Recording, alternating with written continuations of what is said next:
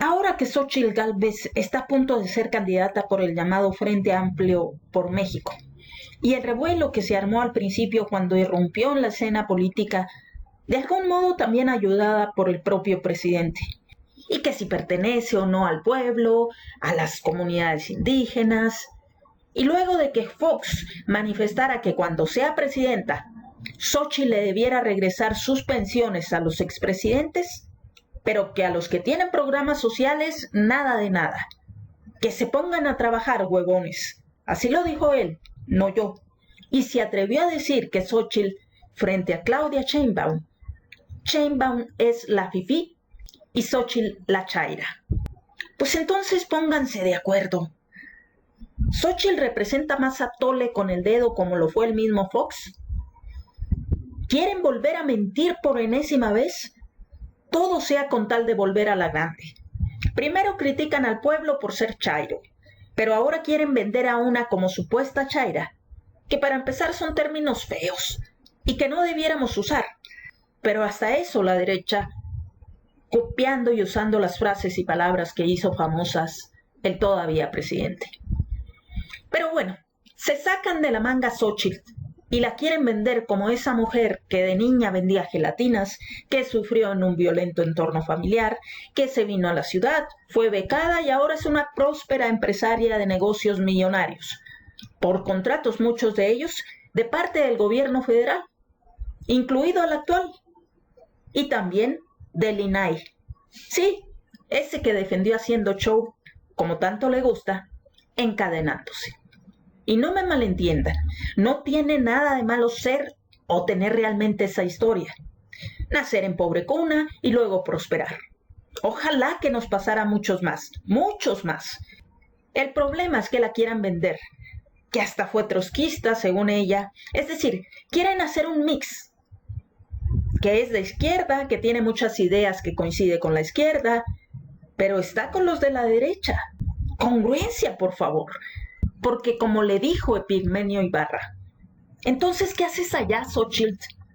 Si realmente la misma Sheinbaum le ofreció trabajar con ellos y dice identificarse con la izquierda o con muchas ideas de izquierda, ¿qué hace allá?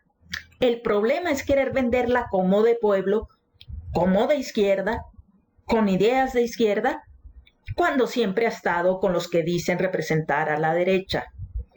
Y por ellos ha sido impulsada. Porque la cuestión aquí no es si Xóchitl pertenece o no a la comunidad indígena. Para empezar, la mayoría de los habitantes de este país tenemos ascendencia indígena, rasgos indígenas. Unos son puros, otros estamos mezcladitos, pero lo cierto es que en la mayoría algo de herencia indígena hay. Es válido también ser de una ideología u otra y representar y luchar por los intereses que creen que coincide con esa ideología.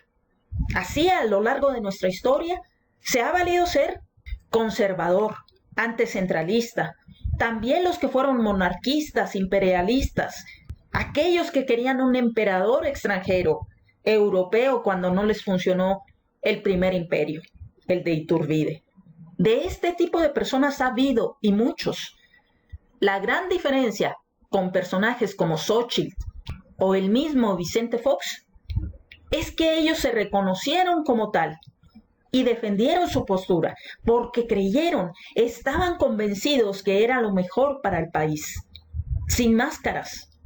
El problema de ahora es intentar ofrecer un producto al electorado que nada tiene que ver con la realidad.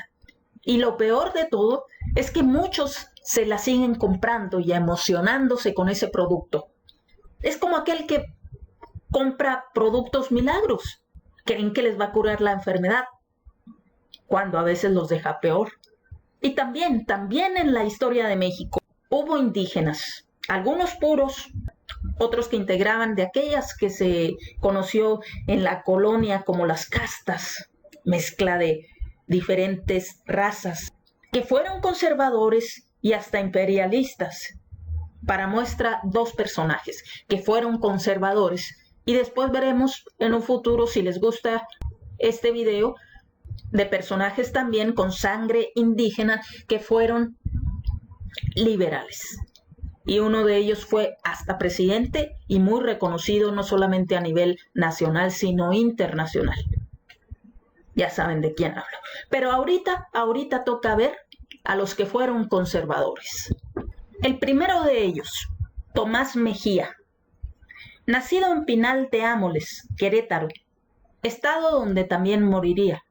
Nace en una familia indígena otomí de bajos recursos y estudió en la escuela rural de su pueblo natal.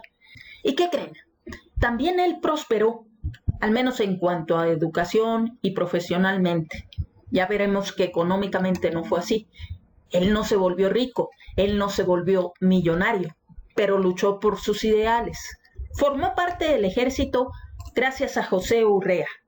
Mejía se fue destacando como militar, siendo un gran jinete, y poco a poco fue ascendiendo hasta llegar al grado de general. Lo mismo combatió en Chihuahua a los apaches, que al lado y en el gobierno de Santa Anna, a los estadounidenses. En la batalla de la Angostura, en Coahuila.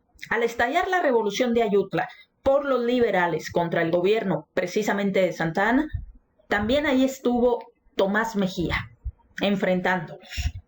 Y también proclamó, junto a José Antonio Montes, el llamado Plan de Sierra Gorda, contra el gobierno del general liberal Juan Álvarez cuando habían logrado deponer a Santa Anna.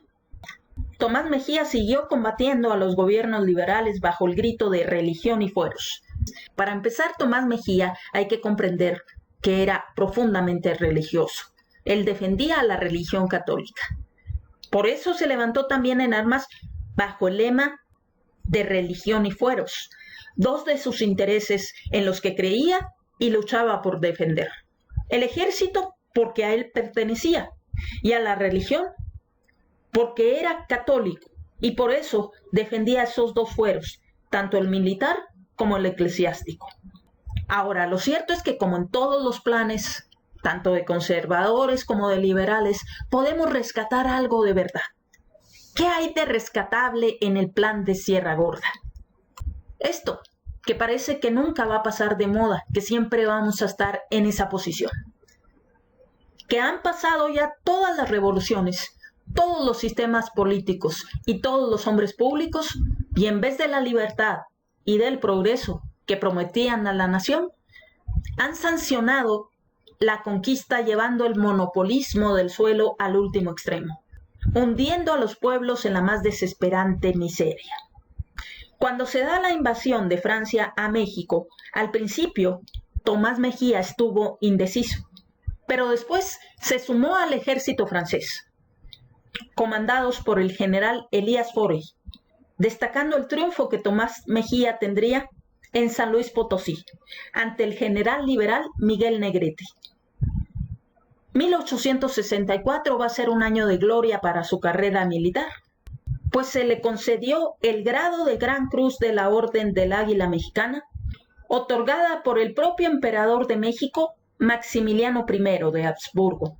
Mejía siguió combatiendo para el ejército imperial, logrando otro gran triunfo en ese año glorioso para él, 1864, en septiembre, ocupando la plaza de Matamoros, logrando derrotar al general liberal Juan Cortina, y además defendió la plaza en dos ocasiones, una frente al propio general Cortina y la otra frente al general Mariano Escobedo, quien a la postre lograría derrotarlo y perdería dicha plaza.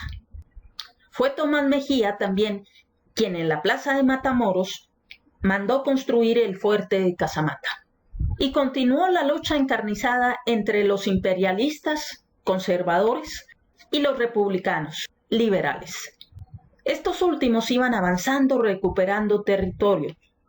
Ya para entonces Tomás Mejía formaba parte de la división denominada Tercer Grupo, que tenía como objetivo recuperar ciertas plazas del país. Y va a ser en 1867 cuando el general Escobedo ocupe San Luis Potosí, derrotando a Tomás Mejía, quien se ve obligado a retirarse a la ciudad de Querétaro, a donde llegaría el propio Maximiliano, sumándose Tomás Mejía a la defensa de la plaza. Y ahí, en Querétaro, sería el punto de encuentro de tres personajes que quedarían ligados en la historia de México. El derrotado segundo emperador de México, Maximiliano de Habsburgo, y sus generales Miguel Miramón y Tomás Mejía.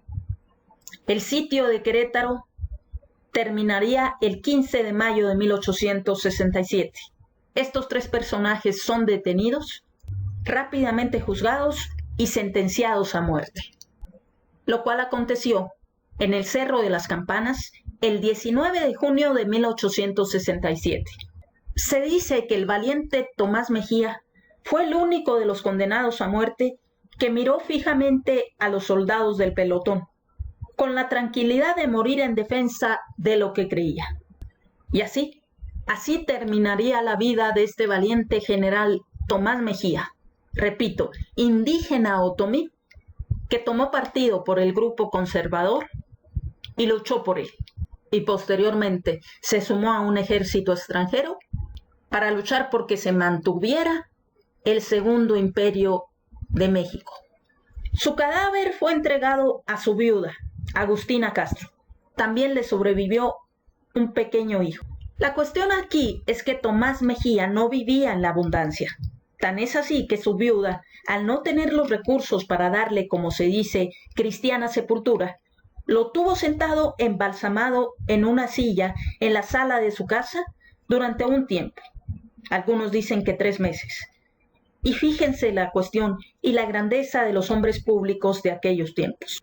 Fue el presidente Benito Juárez quien, al ser enterado de esa situación, y a pesar de haber sido Tomás Mejía un militar contrario a su gobierno, ordenó que se enterrara al general Tomás Mejía, lo cual se hizo y está enterrado en el cementerio de San Fernando. Esto porque se reconocía al enemigo y su lucha, aun y cuando no se coincidiera con ella. Vamos con el otro personaje, Juan Nepomuceno Almonte,